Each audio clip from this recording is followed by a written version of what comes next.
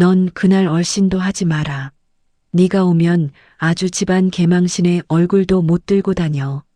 시누이 개업식에 며느리는 오지도 말라는 시어머니의 말입니다. 7년 동안 명절마다 새벽부터 밥하고 설거지하고 바닥 닦아도 돌아오는 건 고아 출신 주제라는 멸시뿐이었죠. 그래서 저는 그날 정말로 청소복을 입고 갔습니다. 걸레 들고 바닥 닦는 저를 보면서 시누이는 킥킥 웃었고 시어머니는 꼴도 보기 싫다며 이를 갈았죠. 하지만 그 사람들은 몰랐습니다.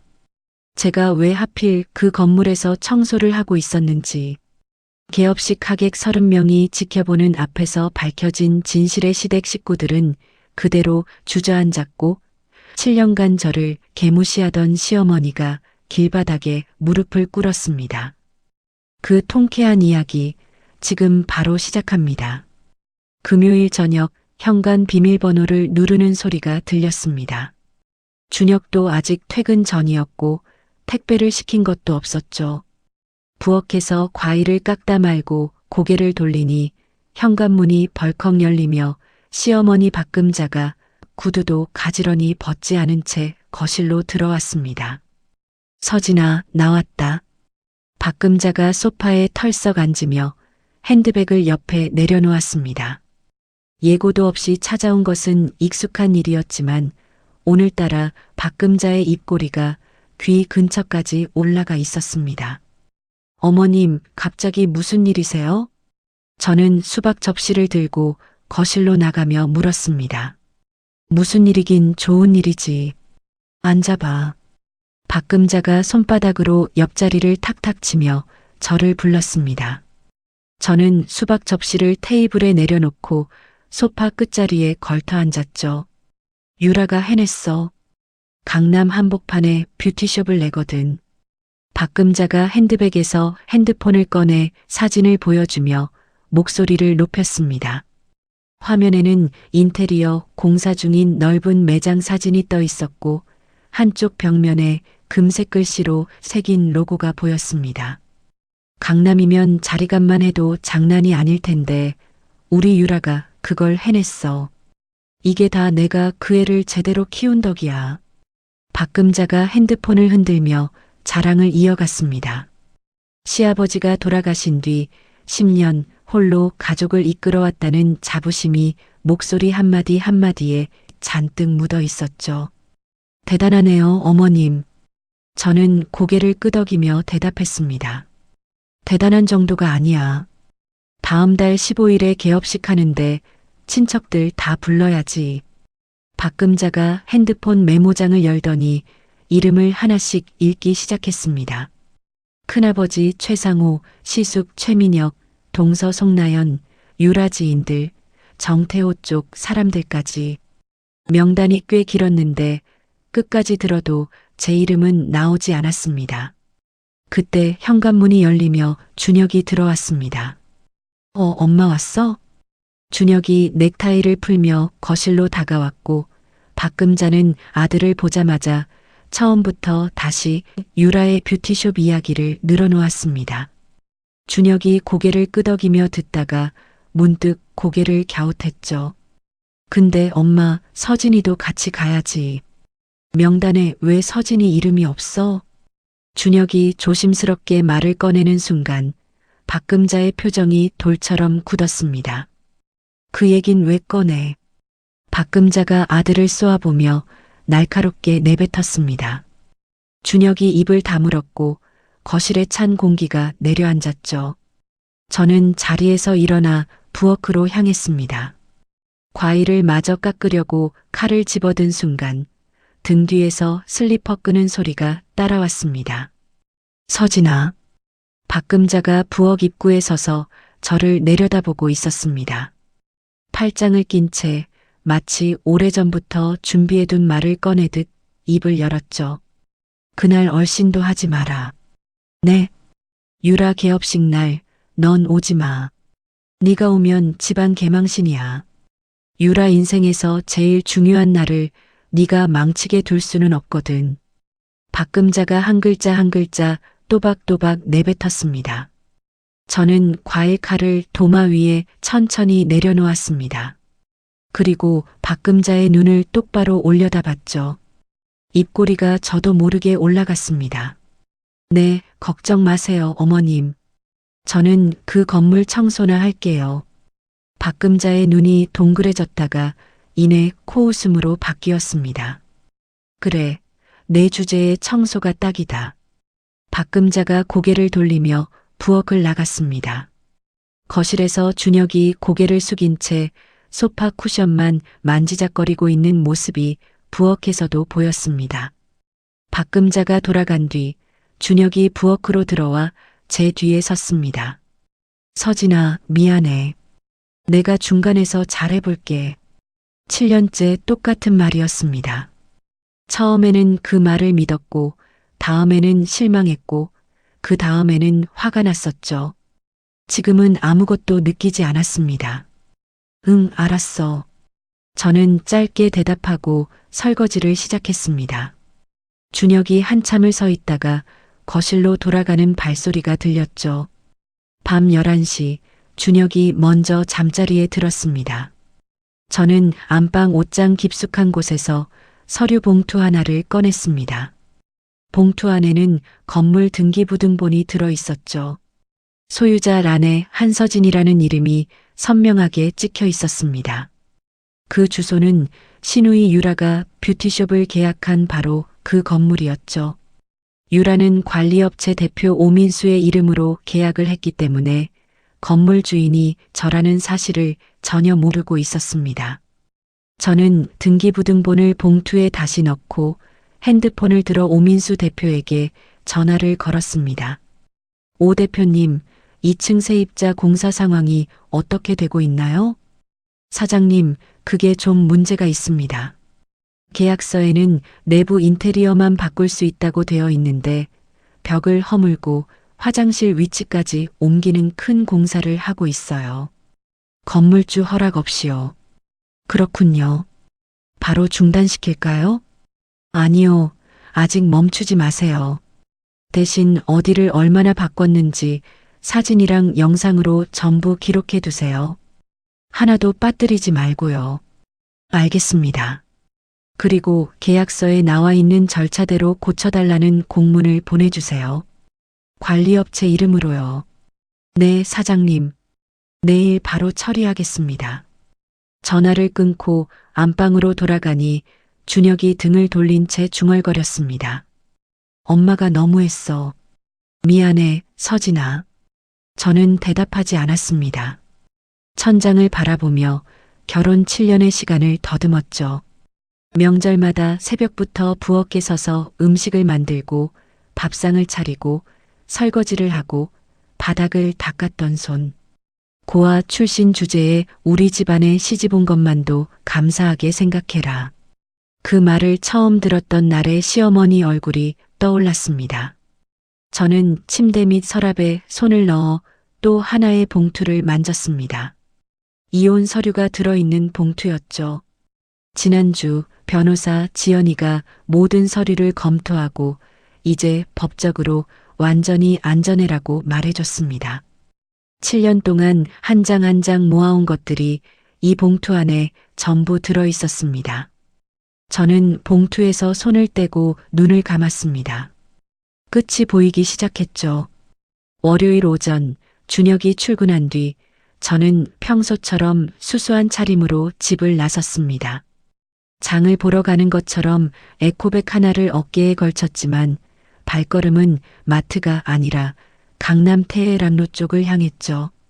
건물 1층 로비에 들어서니 오민수 대표가 먼저 와서 기다리고 있었습니다. 사장님 오셨습니까? 오민수가 고개를 숙이며 인사했습니다. 2층 상태가 어때요? 직접 보시는 게 나을 것 같습니다. 제가 태블릿에 정리해뒀는데 현장이랑 같이 보시죠. 오민수와 함께 엘리베이터를 타고 2층에 올라갔습니다. 문이 열리자마자 드릴 소리와 먼지 냄새가 한꺼번에 밀려왔죠. 유라가 고용한 인테리어 업체가 한창 공사 중이었습니다. 계약서에는 내부 꾸미기만 할 수 있다고 분명히 적혀 있었는데 건물을 받치고 있는 벽 하나를 통째로 뜯어내고 있었고 화장실 위치까지 옮기는 큰 공사가 벌어지고 있었습니다. 여기가 원래 벽이 있던 자리입니다. 오민수가 태블릿 화면을 넘기며 공사 전 사진과 현재 상태를 나란히 보여줬습니다. 위반 항목이 한 줄, 두 줄이 아니었죠. 저쪽 화장실도 보시겠습니까? 오민수가 안쪽을 가리켰고 저는 고개를 끄덕이며 따라갔습니다. 복도를 지나는데 안쪽에서 남자 목소리가 들려왔습니다. 유라가 돈 더 들더라도 벽 하나 더 터달라고 했거든. 넓어야 손님이 편하다고. 정태호였습니다. 유라의 남자친구이자 이 가게에 돈을 같이 댄 사람이었죠. 인테리어 업체 사장에게 지시하는 목소리가 복도까지 또렷하게 울렸습니다. 저는 모자를 눌러쓰고 고개를 숙인 채 복도를 지나갔습니다. 청소하러 온 아주머니처럼 보였는지 정태호는 저를 거들떠보지도 않았죠. 건물 밖으로 나와 오민수와 나란히 걸으며 물었습니다. 지난주에 보낸 공문, 그쪽에서 뭐라고 했어요? 아무 반응이 없습니다. 받은 건 확인됐는데 답장도 없고 공사도 그대로 계속하고 있어요. 오민수가 태블릿을 가방에 넣으며 대답했습니다. 고칠 수 있는 기한이 14일이죠? 네, 계약서에 그렇게 적혀 있습니다. 14일 지나면 바로 두 번째 공문 보내세요. 똑같이 관리업체 이름으로요. 알겠습니다, 사장님.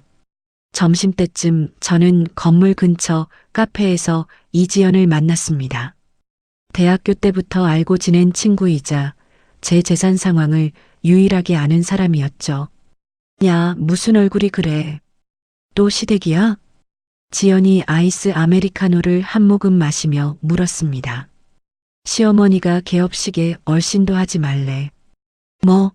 며느리한테? 지연이 빨대를 놓으며 눈을 크게 떴습니다. 집안 개망신이니까 오지 말라고 하더라.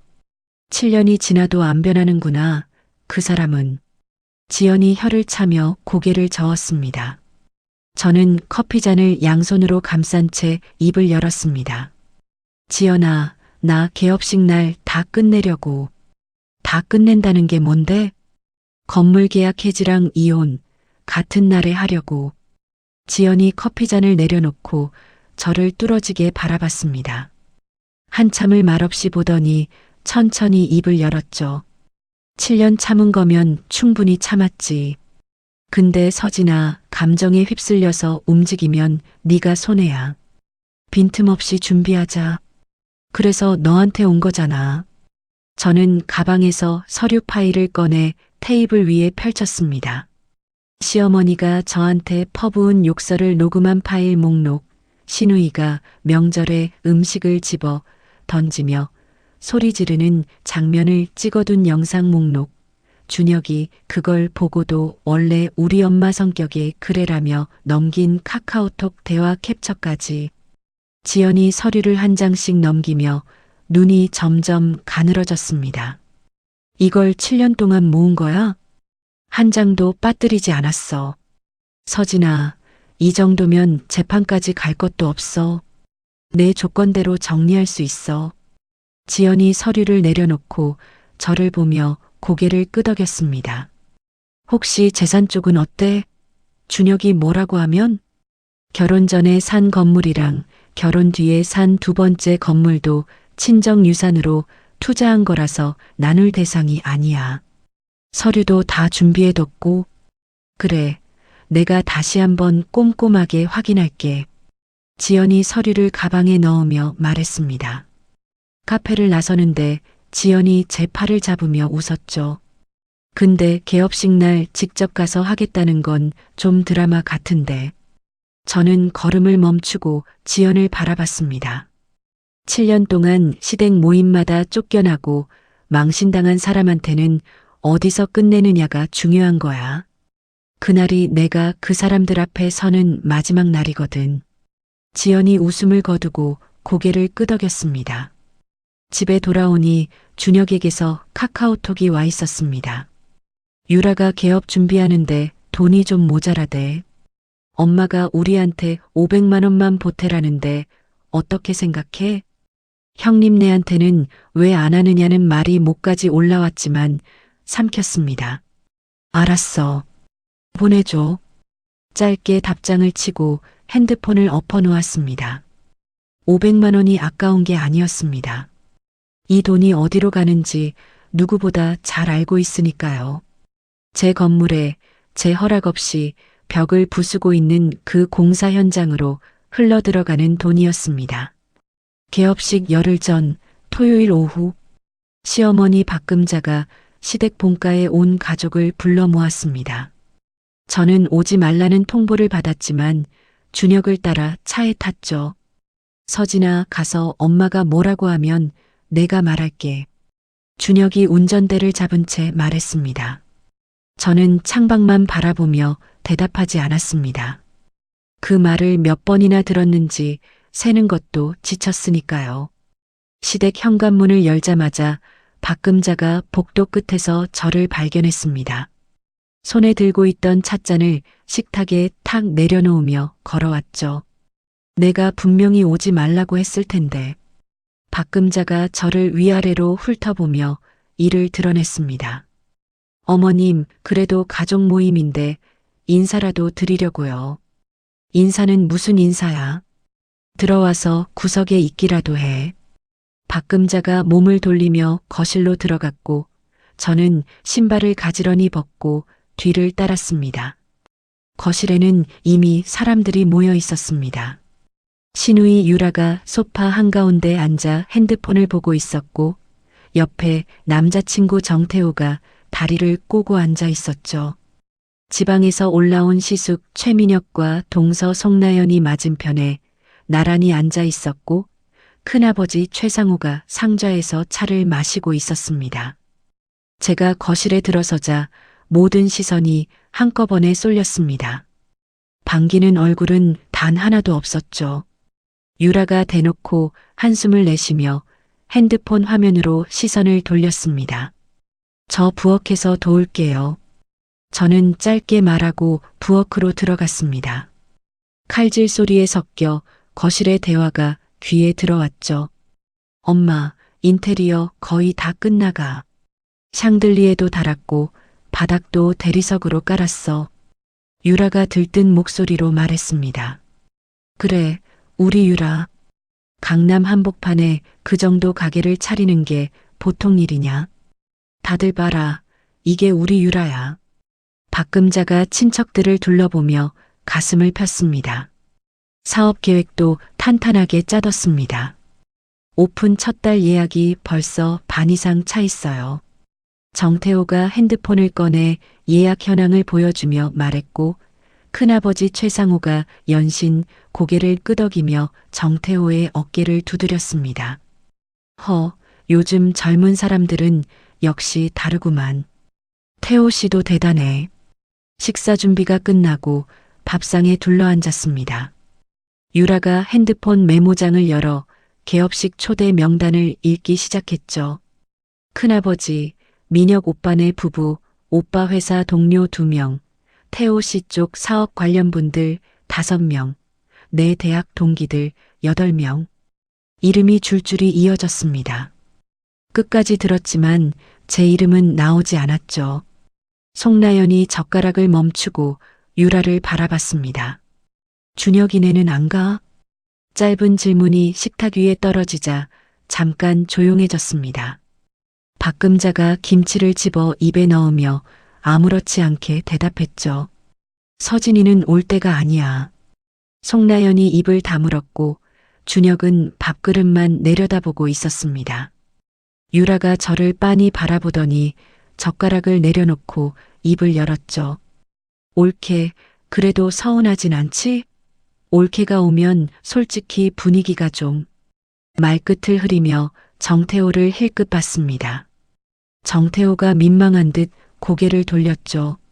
저는 젓가락을 내려놓지 않았습니다. 밥을 한 숟갈 떠서 입에 넣고 천천히 씹었죠.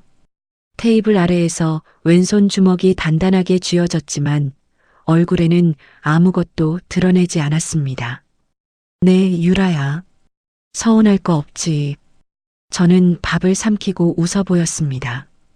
유라가 어깨를 으쓱하며 다시 핸드폰을 들었죠.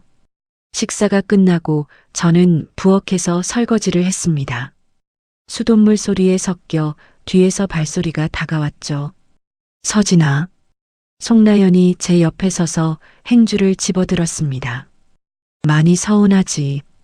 나도 시집살이 처음엔 그랬어. 송나연이 접시를 받아 닦으며 조심스럽게 말했습니다. 괜찮아요, 형님. 익숙한걸요. 저는 웃으며 대답했습니다. 송나연이 뭔가 더 말하려다 입을 다물고 접시만 닦았죠. 고마웠지만 이 집안에서 누구도 진심으로 제 편이 아니라는 건 오래전에 확인한 사실이었습니다. 돌아가는 차 안에서 준혁이 핸들을 잡은 채 말했습니다. 다음엔 내가 꼭 말할게. 저는 창밖으로 스쳐 지나가는 가로등을 바라봤습니다. 다음은 없어. 그 말이 입안에서 맴돌았지만 삼켰죠. 응, 알았어. 그날 밤 준혁이 잠든 뒤 서재에 들어가 노트북을 열었습니다. 이지연에게 이메일을 보냈죠. 이혼 서류 마지막 확인 부탁한다는 내용이었습니다. 이메일을 보내고 나서 오민수 대표에게서 온 보고를 확인했습니다. 유라의 공사 현장에서 찍은 사진과 영상이 47건 쌓여 있었죠. 첫 번째 공문을 보내고 14일이 지났지만 유라 쪽에서는 아무런 조치도 취하지 않았고 두 번째 공문도 보냈지만 역시 답이 없었습니다.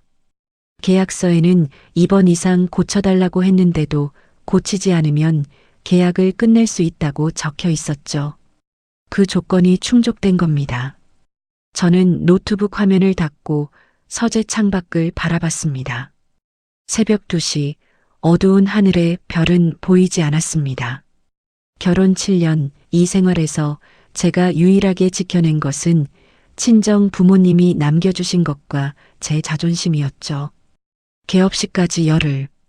7년에 비하면 아무것도 아닌 시간이었습니다. 개업식 사흘 전 화요일 저녁, 준혁이 퇴근하자마자 소파에 앉더니 머리를 극적이며 저를 불렀습니다. 서진아, 잠깐 앉아봐. 저는 빨래를 개다 말고 거실로 나갔죠. 준혁의 표정을 보니 무슨 이야기인지 짐작이 갔습니다. 유라한테 전화 왔는데 개업식에 쓸 꽃이랑 음식 비용이 생각보다 많이 나왔대. 200만 원만 더 빌려달라는데. 준혁이 말끝을 흐리며 제 눈치를 살폈습니다. 당신 돈이니까 당신이 알아서 해. 저는 빨래 바구니를 들고 안방으로 들어갔습니다. 준혁이 뒤에서 미안해라고 중얼거리는 소리가 등 뒤로 흘렀지만 발걸음을 멈추지 않았죠. 다음 날 오후 준혁이 회사에 간 사이 저는 혼자 건물을 찾았습니다. 1층 로비부터 옥상까지 천천히 돌아봤죠. 2층에 올라가니 유라의 뷰티숍 공사가 거의 끝나 있었습니다. 천장에 화려한 샹들리에가 매달려 있었고 바닥은 대리석으로 반짝거렸으며 입구 옆 벽면에 금색 로고가 새겨진 간판까지 붙어 있었습니다. 이 안에 들어간 돈이 얼마인지 저는 알고 있었습니다. 시어머니가 쥐어짠 돈, 준혁에게서 뜯어낸 돈, 정태호가 투자한 돈, 유라 본인이 은행에서 빌린 돈, 그 전부가 이 화려한 벽과 바닥과 샹들리에에 박혀 있었죠. 저는 2층을 나와 오민수 대표에게 전화를 걸었습니다. 오 대표님, 개업식 당일 동선을 말씀드릴게요. 네, 사장님. 말씀하세요. 제가 아침 9시에 청소복을 입고 건물에 들어갈 겁니다. 로비에서 바닥 닦고 있을 거예요. 전화기 너머로 잠깐 침묵이 흘렀습니다. 사장님이 직접 청소복을요? 네. 그렇게까지 하실 필요가 있겠습니까? 제가 다른 방법을 찾아보겠습니다. 오 대표님, 저는 목소리를 낮췄습니다. 그 사람들이 저를 제일 얕보는 모습 그대로 나타나야 하는 이유가 있어요. 오민수가 한참 아무 말 없다가 낮은 목소리로 대답했습니다. 알겠습니다. 11시에 개업식이 시작되고 손님들이 다 모이면 그때 법무사님과 함께 2층으로 올라와 주세요. 서류 결제가 필요하다고 하시면 됩니다. 네, 그렇게 하겠습니다. 전화를 끊고 건물을 나서며 고개를 들어 2층을 올려다봤습니다. 유리창 너머로 샹들리에 불빛이 반짝이고 있었죠. 저녁에 이지연을 만났습니다. 지연이 서류 봉투를 테이블 위에 내려놓으며 말했죠. 이혼 서류 마지막 확인 다 끝났어. 여기 있어. 저는 봉투를 열어 안을 확인했습니다. 한 장 한 장 넘길 때마다 7년이라는 시간의 무게가 손끝에 느껴졌죠. 준혁이가 도장을 안 찍으면 어떻게 해? 바로 법원에 조정 신청 넣을 수 있게 준비해뒀어. 걱정 마. 지연이 커피를 한 모금 마시고 저를 바라봤습니다. 건물 2채랑 투자 수익은 전부 내 거야. 결혼 전에 산 것도 있고 결혼 뒤에 산 것도 부모님 유산으로 투자한 거니까 나눌 대상이 아니거든. 준혁 쪽에서 뭐라고 해도 내 재산은 안전해. 고마워, 지연아. 근데 서진아, 하나만 물어볼게. 지연이 커피잔을 내려놓고 두 손을 깍지 꼈습니다. 왜 하필 사람들 앞에서 이혼 서류를 건네려는 거야? 저는 창밖을 바라보다 입을 열었습니다. 7년 동안 시댁 모임 때마다 그 사람들 앞에서 망신을 당했어. 명절마다 밥상 앞에서, 거실에서, 부엌에서 항상 사람들이 보는 데서 당했지. 그러니까 끝내는 것도 사람들이 보는 데서 하려고. 지연이 고개를 천천히 끄덕였습니다. 준혁이는 폭력적인 사람은 아니니까 안전 문제는 괜찮을 거야. 그래도 혹시 모르니까 내가 그날 건물 근처에서 대기하고 있을게. 응, 고마워. 집에 돌아와 세수를 하는데 핸드폰이 울렸습니다. 준혁의 핸드폰이었죠. 화면에 유라의 메시지가 떠 있었습니다. 오빠, 혹시라도 올케 데리고 오는 거 아니지? 엄마가 또 스트레스 받으시잖아.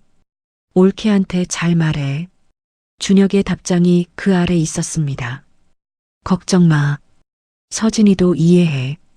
저는 핸드폰을 원래 자리에 내려놓았습니다. 손이 떨리거나 가슴이 뛰지 않았죠. 오히려 몸 안에 마지막 망설임 같은 것이 빠져나가는 느낌이었습니다. 이 사람들에게 저는 한 번도 가족이었던 적이 없었으니까요. 언제나 치워야 할 불편한 존재였을 뿐이죠. 개업식 전날 밤 저는 옷장에서 남색 작업복을 꺼내 다리미를 올렸습니다. 다리미가 천일을 지날 때마다 내일의 동선이 머릿속에 그려졌죠. 9시에 도착, 로비 청소, 11시 개업식, 오민수와 법무사 등장, 그리고 이혼 서류. 다리미질을 하는 손을 멈추고 잠깐 눈을 감았습니다. 아버지의 목소리가 떠올랐죠. 서진아, 내 값어치는 네가 정하는 거다. 아버지가 돌아가시기 전 병실에서 제 손을 잡고 하신 마지막 말이었습니다. 준혁이 알람을 맞추며 침대에 누웠습니다. 나 내일 개업식 일찍 가봐야 돼. 알람 7시에 맞춰놨어. 나도 내일 좀 일찍 나갈 일 있어.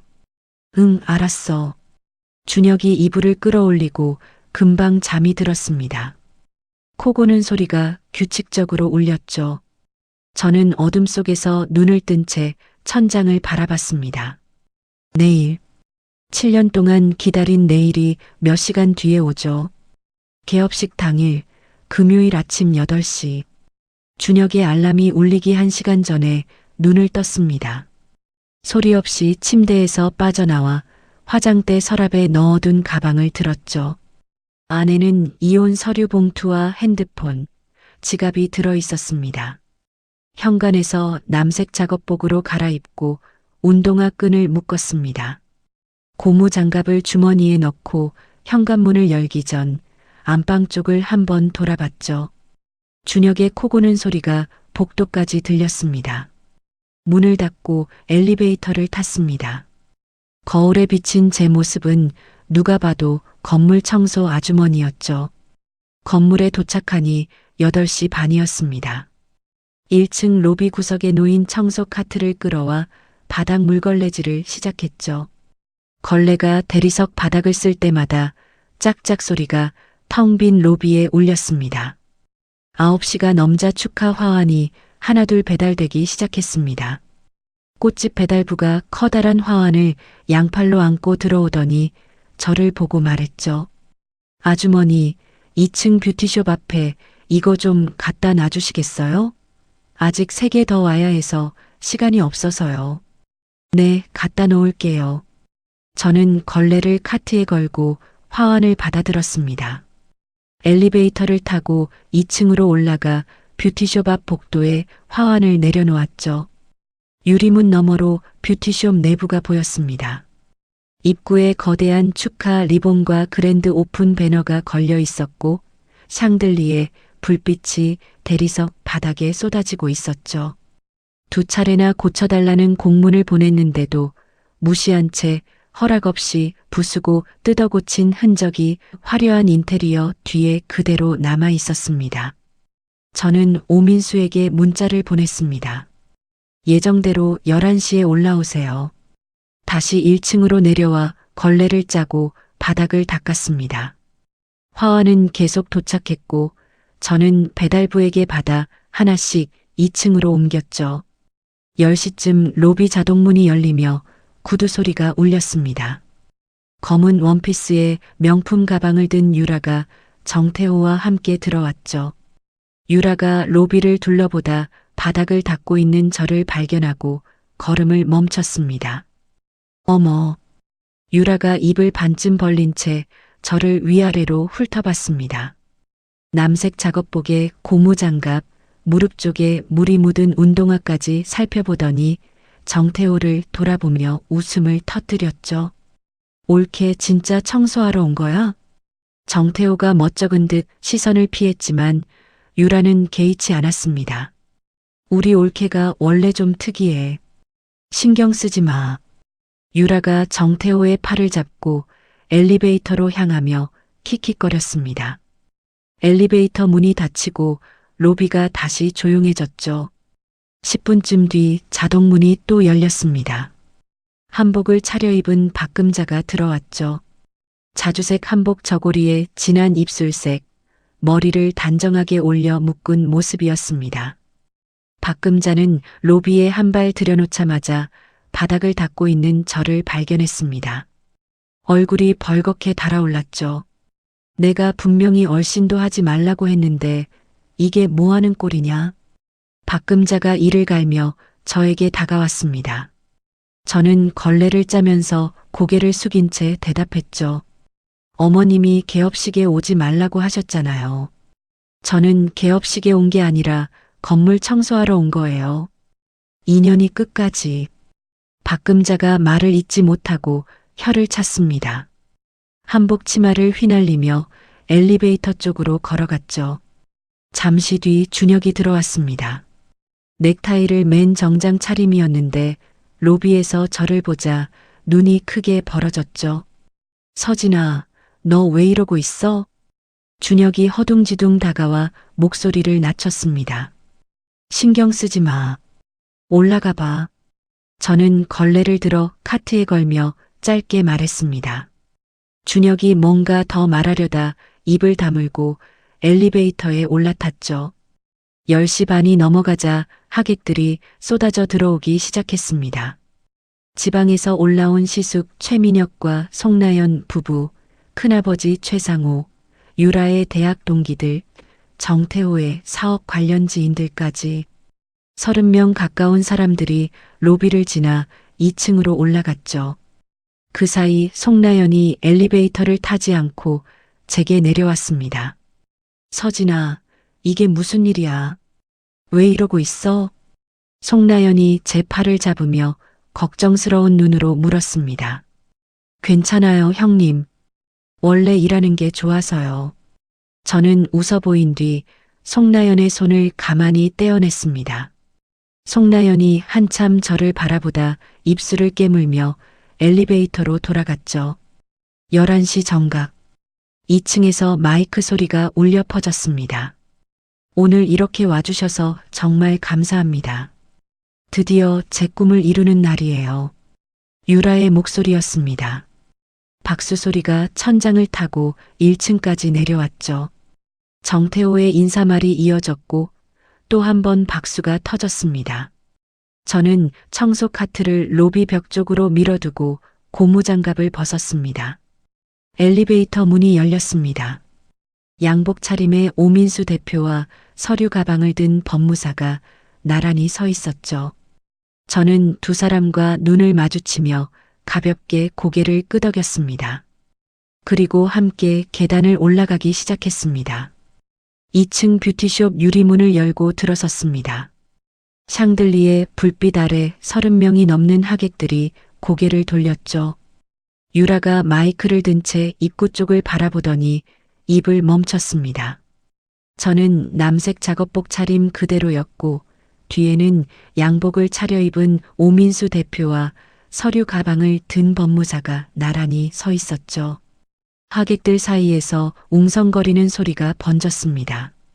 이게 왜 여기 올라와? 박금자가 맨 앞줄 의자에서 벌떡 일어나며 저를 노려봤습니다. 한복 소매를 움켜쥔 손가락 마디가 하얗게 질려 있었죠. 저는 대답하지 않았습니다. 오민수가 한 발 앞으로 나서며 저를 향해 허리를 숙였죠. 사장님, 해당 매장 관련해서 서류 결제가 필요합니다. 사장님, 그 두 글자가 뷰티숍 안을 가로질렀습니다. 유라의 손에서 마이크가 천천히 내려왔고 준혁이 입을 벌린 채 저와 오민수를 번갈아 쳐다봤죠. 무슨 사장님이야? 장난하냐?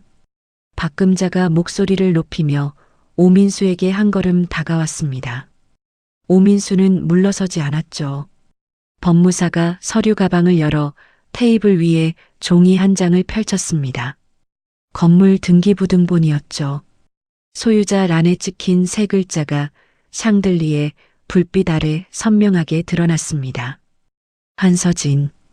법무사가 등기부등본을 손가락으로 짚으며 입을 열었습니다. 이 건물의 소유주이신 한서진 사장님의 결제가 필요한 건입니다. 뷰티숍 안이 조용해졌습니다. 축하 음악도 꺼져 있었고 박수 소리도 웃음소리도 사라졌죠. 샹들리에 불빛만 대리석 바닥 위에 쏟아지고 있었습니다. 유라가 후들거리는 손으로 등기부등본을 집어들었습니다. 소유자 이름을 보고 주소를 보고 다시 이름을 봤죠. 입술이 파르르 떨렸지만 말이 나오지 않는 듯 했습니다. 정태호가 유라의 어깨를 잡으며 등기부등본을 함께 들여다봤지만 유라는 종이에서 눈을 떼지 못했죠. 박금자가 유라의 손에서 등기부등본을 낚아채듯 빼앗았습니다. 종이를 코앞까지 들이대고 한참을 읽더니 얼굴이 시뻘겋게 달아올랐죠. 이게 말이 되냐? 위조 아니야, 이거. 박금자가 등기부등본을 흔들며 고함을 질렀습니다. 법무사가 두 손을 앞으로 모으며 차분하게 대답했죠. 등기부등본은 법원 등기소에서 발급한 공식 서류입니다. 인터넷에서 누구든 열람하실 수 있습니다. 박금자의 손에서 등기부등본이 부들부들 떨렸습니다. 하객들이 서로 얼굴을 마주보며 수군거리기 시작했죠. 저는 모든 시선이 쏠린 가운데 입을 열었습니다. 어머님 말씀대로 저는 개업식에 온 게 아닙니다. 제 건물을 관리하러 온 거예요. 유라가 하얗게 질린 얼굴로 저를 올려다봤습니다. 그동안 관리업체 이름으로만 알고 있던 건물 주인이 바로 저였다는 걸 이제야 알아챈 눈이었죠. 오민수가 서류 가방에서 두꺼운 파일을 꺼내 테이블 위에 올려놓았습니다. 유라의 뷰티숍이 저지른 계약 위반 내용이 사진과 함께 항목별로 정리되어 있었죠. 허락 없이 건물 벽을 뜯어냈고 화장실 위치도 마음대로 옮겼습니다. 사진과 영상이 47건 있습니다. 오민수가 파일을 한 장씩 넘기며 말했습니다. 고쳐달라는 공문을 2번 보냈지만 기한이 지나도록 아무런 답이 없었습니다. 저는 유라를 바라봤습니다. 유라의 입술이 바짝 말라 있었죠. 계약서에 따라서 오늘부로 계약을 끝내겠어. 공식 서류는 내일 보내줄 거야. 유라의 눈이 크게 벌어졌습니다. 의자에서 반쯤 일어나며 목소리가 떨리기 시작했죠. 잠깐만 올게. 인테리어에만 몇 억을 들였는데 이러면 나 어떡해. 계약서에 다 적혀 있는 내용이야. 공문을 2번이나 받고도 아무것도 안 한 건 내 쪽이잖아. 유라가 입을 벌렸다 닫았다를 반복했습니다. 정태호가 앞으로 나서며 목소리를 높였죠. 잠깐만요. 저도 이 가게에 돈을 넣은 사람인데 이게 갑자기 무슨 일입니까? 오민수가 정태호를 바라보며 대답했습니다. 투자자시면 세입자인 최유라 씨와 이야기하셔야 합니다.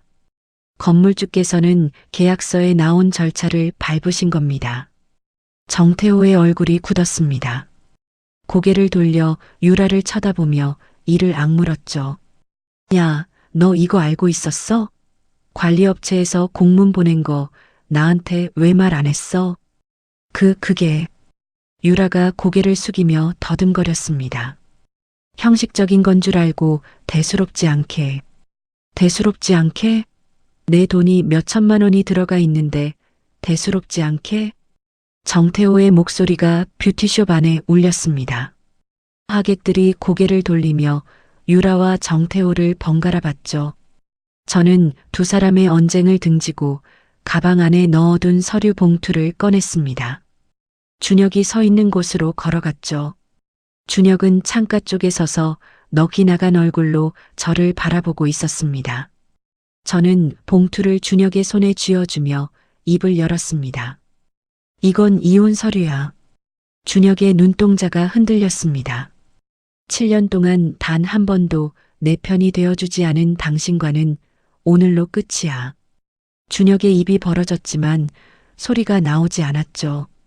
봉투를 쥔 손가락 끝이 하얗게 변해가고 있었습니다. 뷰티숍 안에서는 유라의 울음소리와 정태호의 따지는 목소리가 뒤섞이고 하객들의 웅성거림이 벽을 가득 채우고 있었습니다. 그 한가운데서 박금자가 등기부등본을 움켜쥔 채 입술만 달싹거리고 서 있었죠. 준혁이 봉투를 쥔 손이 떨리고 있었습니다. 서진아, 이게 뭐야? 지금 장난하는 거야? 준혁이 제 팔을 잡았습니다. 저는 그 손을 내려다봤죠. 7년 동안 시어머니가 저를 밀어낼 때, 유라가 저를 비웃을 때, 명절마다 부엌에서 혼자 설거지할 때 단 한 번도 내밀어지지 않았던 손이었습니다. 저는 준혁의 손가락을 하나씩 풀어내며 조용히 말했습니다.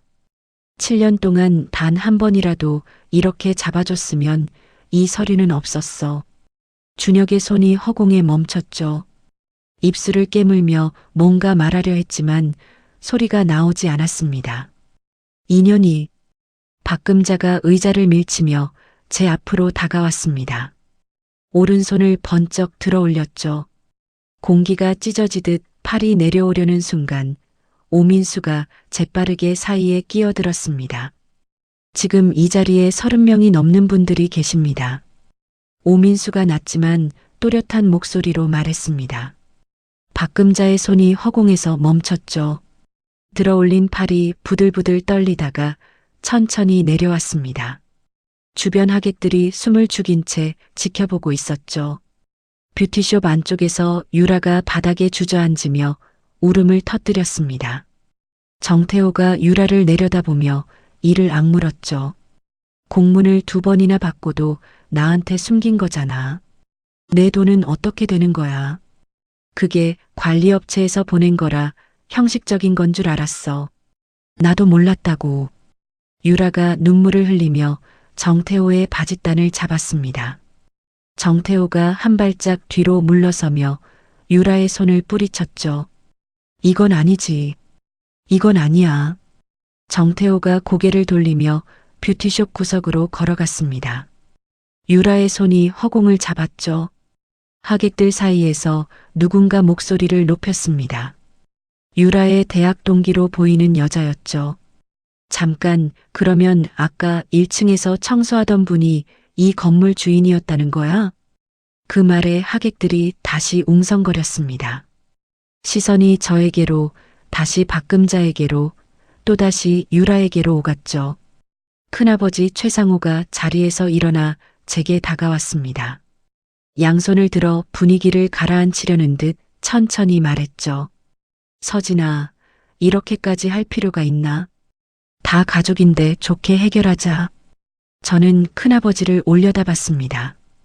큰아버님, 응. 7년 동안 명절 때마다 제가 밥상 치우고 설거지할 때 한 번이라도 서진이도 앉아서 먹으라고 말씀하신 적 있으셨습니까? 큰아버지의 입이 열렸다가 닫혔습니다. 대답이 나오지 않았죠. 저는 고개를 돌려 오민수를 바라봤습니다. 오 대표님, 공식 서류는 내일 아침에 보내주시고 원래대로 돌려놓는 비용도 법무사님과 함께 정리해 주세요. 알겠습니다, 사장님. 오민수가 고개를 숙였습니다. 저는 돌아서서 뷰티숍 문 쪽으로 걸어갔죠. 서진아. 준혁의 목소리가 등 뒤에서 갈라졌습니다. 제발 가지 마. 이야기하자. 저는 문 앞에서 멈추고 천천히 돌아봤습니다. 준혁의 눈에 눈물이 고여 있었죠. 이혼 서류 봉투를 가슴에 안은 채 입술을 깨물고 서 있었습니다. 7년 동안 당신이 나한테 해준 말이 뭐였는지 알아? 준혁이 고개를 숙였습니다. 내가 중간에서 잘해볼게. 엄마 성격이 원래 그래. 조금만 참아줘. 저는 한마디 한마디를 또박또박 말했습니다. 당신 중간이라는 건 항상 저쪽이었어. 준혁의 어깨가 떨렸습니다. 눈물 한 방울이 뺨을 타고 흘러내렸죠. 예전 같았으면 그 눈물에 마음이 흔들렸을 겁니다. 지금은 아니었습니다. 저는 돌아서서 문을 열고 계단으로 향했습니다. 서진아, 서진아. 박금자의 목소리가 등 뒤에서 쫓아왔습니다. 한복 치마를 움켜쥐고 계단을 내려오는 소리가 들렸죠. 하객 몇 명도 따라 내려와 1층 로비에서 지켜보고 있었습니다. 박금자가 로비 한가운데서 저를 붙잡았습니다. 제 작업복 소매를 움켜쥔 손에 힘이 잔뜩 들어가 있었죠. 그런데 박금자의 다리에서 힘이 빠지기 시작했습니다. 무릎이 꺾이더니 대리석 바닥 위에 털썩 주저앉았죠. 내가 잘못했다. 박금자가 고개를 숙인 채 말했습니다. 한복 치마가 바닥에 퍼졌고 단정하게 올려 묶었던 머리에서 핀이 빠져 머리카락이 흘러내렸죠. 유라가게만은 살려다오. 내가 잘못했으니까. 7년 전 결혼 첫날 시댁에서 들었던 목소리가 떠올랐습니다. 고아 출신이 우리 집안에 시집온 것만도 감사하게 생각해라. 그때 저를 내려다보던 바로 그 얼굴이 지금은 저를 올려다보고 있었죠. 저는 박금자를 내려다봤습니다. 어머님. 박금자가 고개를 들었습니다. 눈가에 번진 화장 위로 눈물이 흐르고 있었죠. 저는 7년 동안 이 말을 한 번도 못했습니다. 박금자의 눈이 떨렸습니다. 지금 합니다. 저한테 이러실 자격 없으세요. 박금자의 입이 벌어졌지만 소리가 나오지 않았습니다. 저는 작업복 소매를 잡고 있던 박금자의 손을 조용히 풀어냈죠. 돌아섰습니다.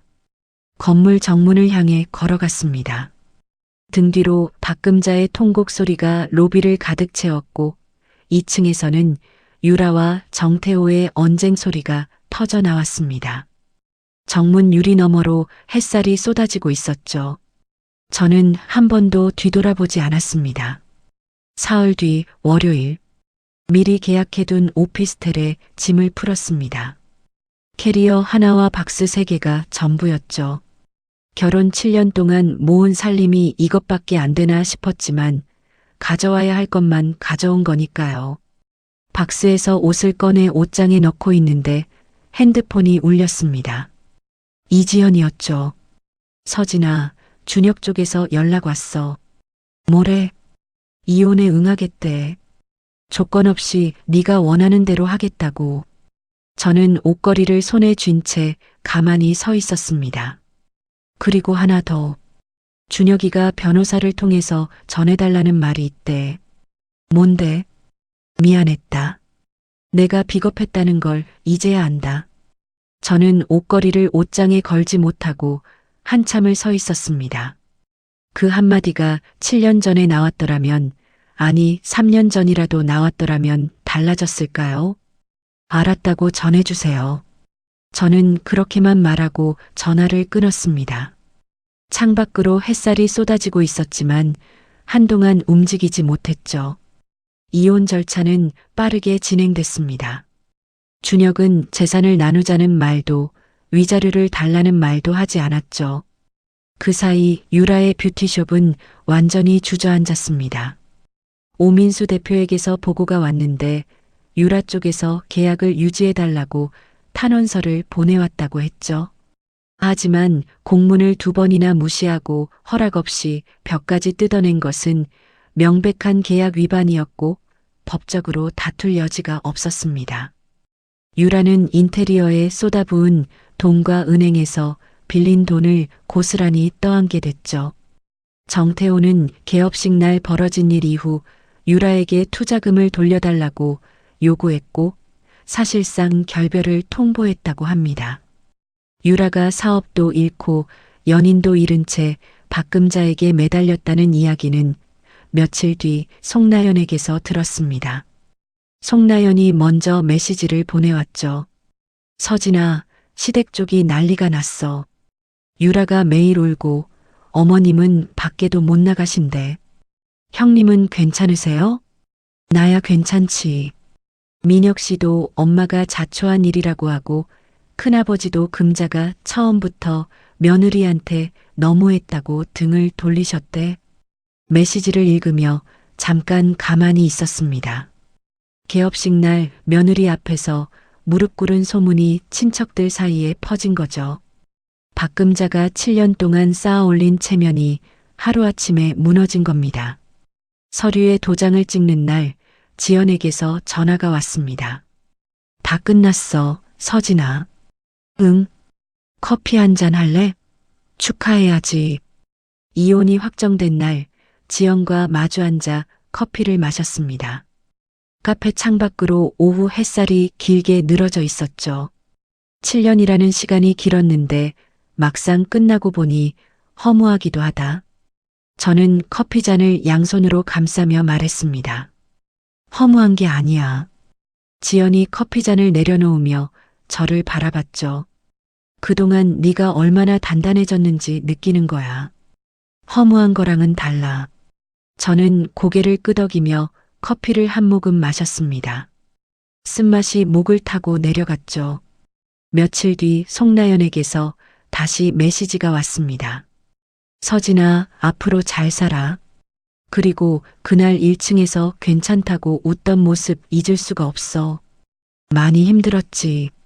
시댁 안에서 유일하게 제 이름을 불러주던 사람이었죠. 명절에 부엌으로 내려와 접시를 닦아주던 손, 개업식 날 로비로 내려와 걱정하던 눈. 고마워요, 형님. 형님도 건강하세요. 짧게 답장을 보냈습니다. 그 뒤로 저는 건물 관리에 집중하기 시작했습니다. 유라의 뷰티숍이 빠진 2층을 새 세입자에게 내주기 위해 오민수와 함께 공사 계획을 세웠죠. 온전히 제 일에만 시간을 쓸 수 있다는 것이 이렇게 가벼운 일인지 몰랐습니다. 어느 오후 오민수에게서 전화가 왔습니다. 사장님, 유라 씨 쪽에서 원래대로 돌려놓는 비용을 좀 깎아달라고 요청해 왔습니다. 법대로 하세요. 더도 말고 덜도 말고. 네, 알겠습니다. 전화를 끊고 핸드폰을 테이블에 내려놓았습니다. 유라에 대해 아무것도 느끼지 않았죠. 분노도 연민도 아닌 그냥 아무것도 없었습니다. 그날 저녁 건물 옥상에 올라갔습니다. 해가 지고 있었고 강남의 불빛이 발 아래로 하나둘 켜지기 시작했죠. 바람이 불어와 머리카락을 흩날렸습니다. 주머니에서 사진 한 장을 꺼냈습니다. 친정 아버지와 어머니가 나란히 웃고 있는 사진이었죠. 모서리가 달아 하얗게 바랜 오래된 사진이었습니다. 아빠, 엄마. 바람에 목소리가 흩어졌습니다. 딸, 이제 내 값어치 제대로 찾았어. 사진 속 아버지가 웃고 있었습니다. 어머니도 웃고 있었죠. 저는 사진을 가슴에 안고 한참을 서 있었습니다. 강남의 불빛이 발 아래로 쏟아지고 서울의 밤하늘이 머리 위로 펼쳐졌죠. 바람이 한번 크게 불어왔다가 잦아들었습니다. 한서진. 그 이름으로 살아갈 새 인생이 오늘부터 시작이었습니다. 여러분, 오늘 이야기 어떠셨나요? 청소복 입고 걸레 쥐고 서 있던 며느리가 그 건물의 주인이었다는 걸 알았을 때 시어머니 박금자는 무슨 생각이 들었을까요? 7년이라는 시간 동안 서진이는 단 한 번도 소리 지르지 않았습니다. 대신 조용히 서류를 모았고 증거를 챙겼고 자기 값어치를 스스로 증명할 그날만을 기다렸죠. 돌아가신 아버지가 남긴 말 하나가 있었습니다. 내 값어치는 네가 정하는 거다. 서진이는 그 말을 7년 동안 가슴에 품고 살았고 결국 자기 발로 걸어 나왔습니다. 혹시 지금 누군가의 말에 자꾸만 작아지고 있는 분이 계시다면 이것 하나만 기억해 주세요. 나를 깎아내리는 사람 곁에서 웃어줄 의무 같은 건 없다는 거요. 이 이야기가 마음에 남으셨다면 구독과 좋아요 한 번씩 부탁드리고 여러분의 이야기도 댓글로 들려주세요. 다음에도 속이 뻥 뚫리는 이야기로 찾아오겠습니다. 감사합니다.